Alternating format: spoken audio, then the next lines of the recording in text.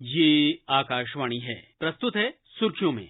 इसके अंतर्गत सुनिए पीएम केयर्स फंड पर विशेष कार्यक्रम। इसे प्रस्तुत कर रहे हैं आकाशवाणी संवाददाता कमल कुमार प्रजापति। 21वीं सदी में विश्व ने कोविड महामारी के रूप में एक बहुत बड़ा संकट का दौर देखा। कोरोना संक्रमण की चपेट में आए तमाम देशों में करोड़ों लोगों ने अपनी जान गंवाई। इस महामारी से हुए नुकसान की भरपाई करने के लिए सरकारों ने कई कदम उठाए। संकट के इस दौर में सरकारों ने मानवीय सहयोग से भी नागरिकों की मदद की। इस सहयोग का एक बड़ा उदाहरण प्रधानमंत्री नरेंद्र मोदी द्वारा शुरू किया गया पीएम केयर्स फंड है। 2020 में प्रधानमंत्री ने नागरिकों के सहयोग से चलने वाले इस विशेष राहत कोष को शुरू किया था। कोविड महामारी से पैदा हुई परिस्थितियों से देश के कई नागरिक प्रभावित हुए। ऐसे में उन लोगों की सहायता के लिए इस कोष को बनाया गया। कोविड महामारी या किसी आपदा से प्रभावित हुए लोगों की सहायता के मकसद से बनाया गया ये कोष एक सार्वजनिक ट्रस्ट है। प्रधानमंत्री ने कई अवसरों पर ये बात कही है कि किसी भी मुसीबत को कम करने के लिए सार्वजनिक भागीदारी सबसे प्रभावकारी तरीका है। इसी सोच से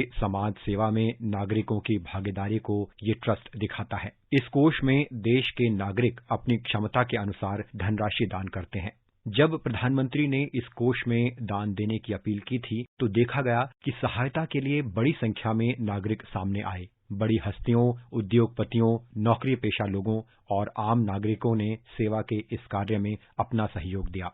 एक अवसर पर प्रधानमंत्री ने कहा कि निराशा के अंधकारमय वातावरण में भी यदि हम स्वयं पर विश्वास करें तो प्रकाश की एक किरण अवश्य दिखाई देती है। उन्होंने हमारे देश को ही इसका सबसे बड़ा उदाहरण बताया। प्रधानमंत्री ने कहा कि इस कोष ने कोरोना काल में अस्पतालों को तैयार करने, वेंटिलेटर खरीदने और ऑक्सीजन प्लांट लगाने में काफी मदद की। इससे कई लोगों की जान बचाई जा सकी और कई परिवारों का भविष्य बचाया जा सका। ये प्रयास किसी एक व्यक्ति, एक संस्था या सरकार का मात्र प्रयास नहीं है।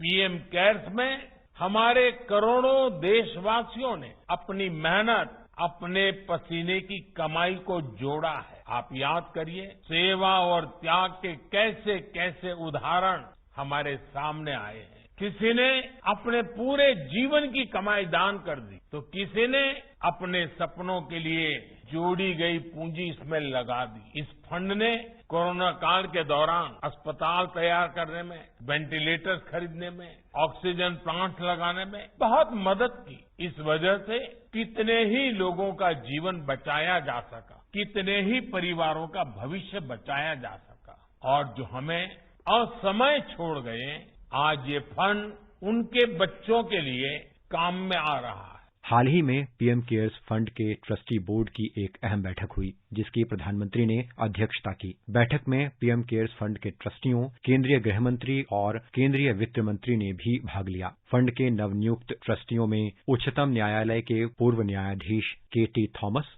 लोकसभा के पूर्व उपाध्यक्ष करिया मुंडा और टाटा सन्स के चेयरमैन एमिरेट्स रतन टाटा ने भी बैठक में भाग लिया। प्रधानमंत्री ने कहा कि नए ट्रस्टियों और सलाहकारों की भागीदारी पीएम केयर्स फंड के कामकाज को व्यापक दृष्टिकोण प्रदान करेगी। उन्होंने कहा कि सार्वजनिक जीवन का उनका विशाल अनुभव इस कोष के लिए काम आएगा। इससे कोष को और अधिक उत्तरदायी बनाया जा सकेगा। प्रधानमंत्री ने पीएम केयर्स फंड को पूरे मन से समर्थन देने पर देशवासियों का आभार व्यक्त किया। इस बैठक में इस कोष से चलाए जा रहे जन कल्याण कार्यक्रमों पर चर्चा हुई। आपात स्थिति में पीएम केयर्स फंड की प्रभावी भूमिका पर भी बात हुई। इस बात को भी रखा गया कि ये कोष किसी भी आपात स्थिति में राहत सहायता देने के मकसद से तो बनाया ही गया है, साथ ही रोकथाम और क्षमता बनाने के उपाय करने में भी पीएम केयर्स फंड की भूमिका है। बैठक में पीएम केयर्स फंड द्वारा 4,345 बच्चों की मदद कर रही पीएम केयर्स योजना और इस कोष के माध्यम से किए जा रहे विभिन्न प्रयासों के बारे में भी चर्चा की गई। ट्रस्टियों ने देश में कठिन समय में इस कोष की उल्लेखनीय भूमिका की सराहना की। पीएम केयर्स फंड का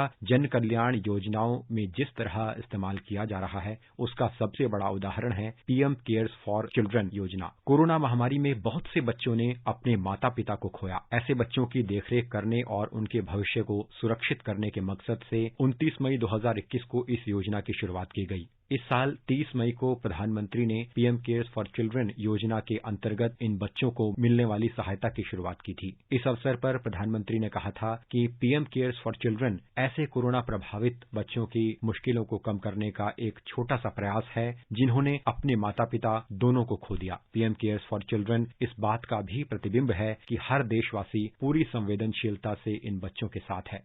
11 मार्च 2020 से 28 फरवरी 2022 की अवधि के दौरान जिन बच्चों ने अपने माता पिता या अभिभावक को खोया है, उन्हें पीएम केयर्स फंड से मदद दी जा रही है। इसमें वित्तीय सहायता देकर बच्चों के रहने एवं खाने की व्यवस्था के साथ देखरेख की जा रही है। रोजमर्रा की जरूरतों के अलावा उनकी पढ़ाई के लिए आर्थिक सहायता उपलब्ध करवाई जा रही है। 10 वर्ष से कम उम्र के बच्चों को नजदीकी केंद्रीय विद्यालय या निजी स्कूल में डे स्कॉलर के रूप में प्रवेश दिलाया जा रहा है। अगर बच्चे का दाखिला किसी निजी स्कूल में होता है तो पीएम केयर्स से शिक्षा के अधिकार अधिनियम के मुताबिक फीस दी जाएगी। इतना ही नहीं, पीएम केयर्स फंड से वर्दी, पाठ्य पुस्तकों और नोटबुक पर होने वाला खर्च भी उठाया जा रहा है। 11 से 18 वर्ष की आयु के बच्चों को केंद्र सरकार के किसी भी आवासीय विद्यालय जैसे कि सैनिक स्कूल और नवोदय विद्यालय में प्रवेश दिलाए जाने की व्यवस्था है। अगर बच्चे को किसी संबंधी की देखरेख में रखा जाता है तो उसे सबसे पास वाले केंद्रीय विद्यालय या निजी स्कूल में डे स्कॉलर के रूप में प्रवेश देने की व्यवस्था है।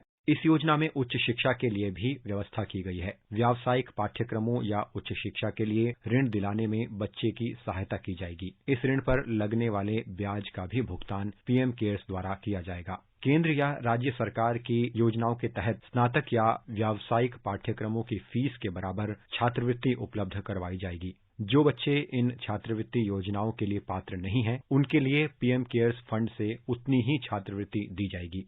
ये बच्चे आत्मनिर्भर होकर अपने पैरों पर खड़े हो सकें, इसके लिए बच्चों को 23 वर्ष की आयु में 10 लाख रुपए की वित्तीय सहायता दी जाएगी। आयुष्मान कार्ड के माध्यम से उनके स्वास्थ्य बीमा की भी व्यवस्था की गई है। केंद्रीय महिला एवं बाल विकास मंत्रालय में सचिव इंदिवर पांडे ने इन योजनाओं के लक्ष्यों के बारे में बताया। उन्होंने कहा कि योजना के तहत बच्चों को वित्तीय सहायता मिल सके, इसके लिए एक व्यापक व्यवस्था बनाई गई है। हमने जिला मजिस्ट्रेट को इन बच्चों का इस स्कीम के पर्पज के लिए अभिभावक बनाया है।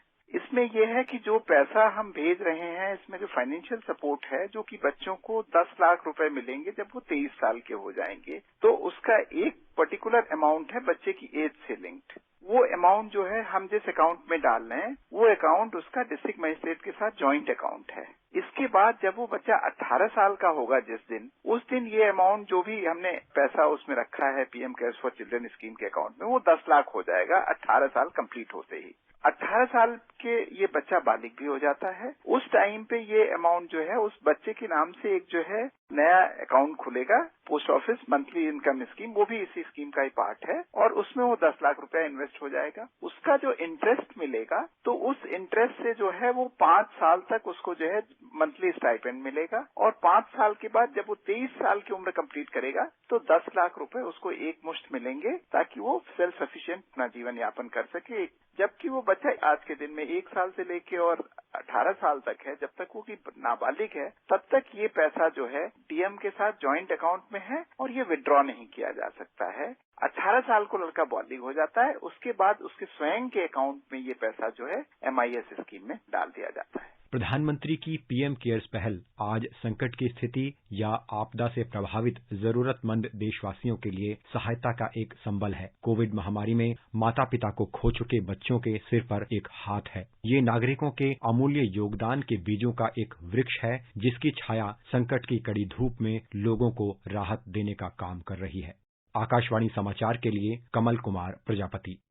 अभी आप सुन रहे थे पीएम केयर्स फंड पर विशेष कार्यक्रम। इसे प्रस्तुत कर रहे थे आकाशवाणी संवाददाता कमल कुमार प्रजापति। ये कार्यक्रम आकाशवाणी के समाचार सेवा प्रभाग द्वारा प्रस्तुत किया गया। इसे आप हमारे mobile app news on AIR और YouTube channel news on AIR official पर भी सुन सकते हैं। इस कार्यक्रम के संबंध में अपनी प्रतिक्रिया आप हमें ईमेल कर सकते हैं। पता है AIRNSDtalks@gmail.com। ये कार्यक्रम फिर से सुनने के लिए लॉग ऑन करें हमारी वेबसाइट newsonair.nic.in।